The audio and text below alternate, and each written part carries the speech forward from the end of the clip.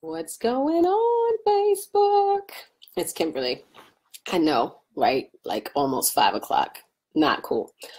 What was that little strip of paper that was in my mouth? That's what you probably are asking, right? Like, what's there?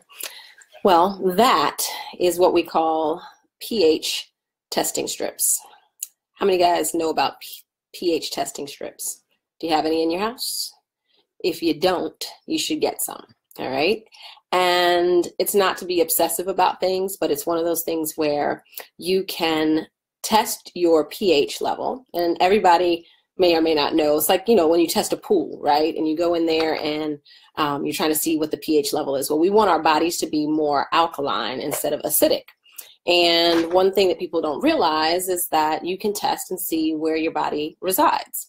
So these little testing strips you can buy from, all kinds of health food stores, places like that. They sell them anywhere from like $13 to $24, $25, that kind of thing. They're real easy to use, and you don't want to eat anything a few hours beforehand. So the best time to test is in the morning, and you can also use them. You can also urinate on them as well. So there's a couple different ways that you can do it. And it takes about 90 seconds to test to see what's going down.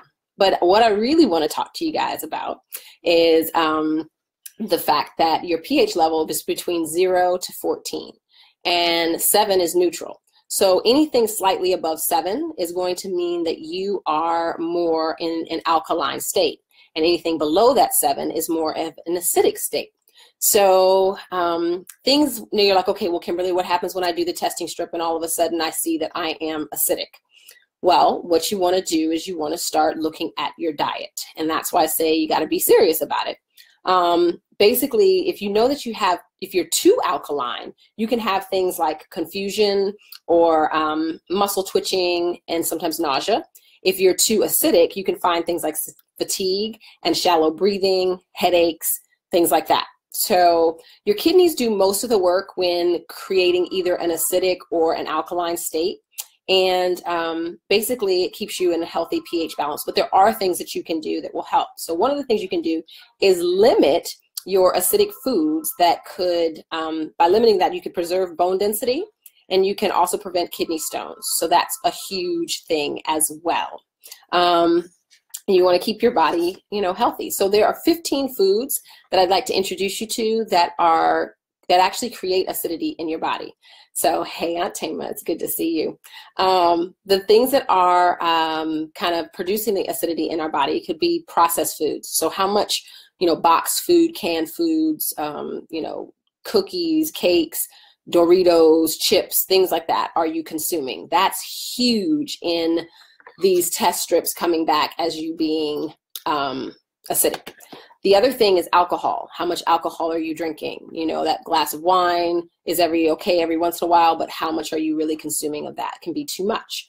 Cold cuts, all right? So everybody likes sometimes a good sandwich or that kind of thing, but that processed meat, like, hot dogs, things like that, anything processed food can be huge. Milk can create a lot of acidity in the body, and dairy products. So you want to limit those drinks.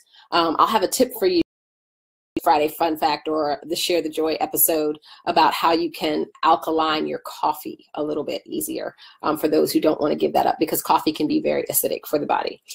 Processed cereals, artificial sweeteners, things like NutraSweet and Sweet and Low and things like that, Equal, all that kind of stuff. Wheat products, so that gluten craze, there's something to eating more paleo and doing things like that. So if you want to control that pH level, staying away sometimes from some wheat products. Now here I'm going to start getting into some things that may be a little controversial, and you're like, wait a minute, these are healthy things, right? Like, this is not processed food and yeah, Kim, I know all of that. This is stuff that can really be like crazy good to eat. So people think, oh, sometimes peanuts. Now, of course, there are people that have peanut allergies, but they're like, whoa, Kim, wait a minute, I enjoy eating my peanuts. Well, if you're eating too many of them, you can have more of a acidic body. And then pasta, of course, that's one of those things as far as carbohydrates. So it kind of backs into sugar as well. Sugar creates more of an acidic state in the body.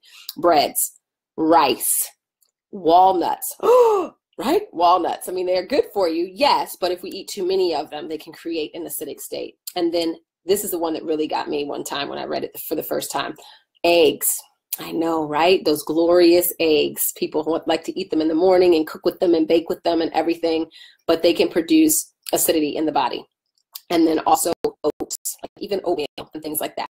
So like I said, the list is processed foods, alcohol, cold cuts, milk, caffeinated drinks, processed cereals, artificial sweeteners, wheat products, peanuts, pasta, bread, rice, walnuts, and eggs and oats. All right. So then you're like, Kim, what am I supposed to do with all of that? Well, what can happen? Remember, I said it can hurt your bone density, which is osteoporosis land. All right. So we don't want that, especially as we age. We want to make sure we're keeping our bodies as alkaline as possible. Test it out, figure out whether you're acidic or alkaline.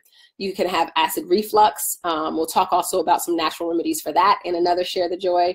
Causes for kidney stones, all right? So people, those are extremely painful to pass. So that's when you have too much uric acid, things like that going on. It can contribute to chronic pain and inflammation. And then it also can alter your human growth hormone, which is the hormone that helps with the stimulus of your cell reproduction. So know that it's pretty serious when I say, you know, are you acidic or are you alkaline? And figuring out that information can be helpful to your health in the future. So these little test strips, like I said, are not hard to use. They're not hard to find. And you can test yourself and your family and kind of see if maybe you need to make some changes in your diet.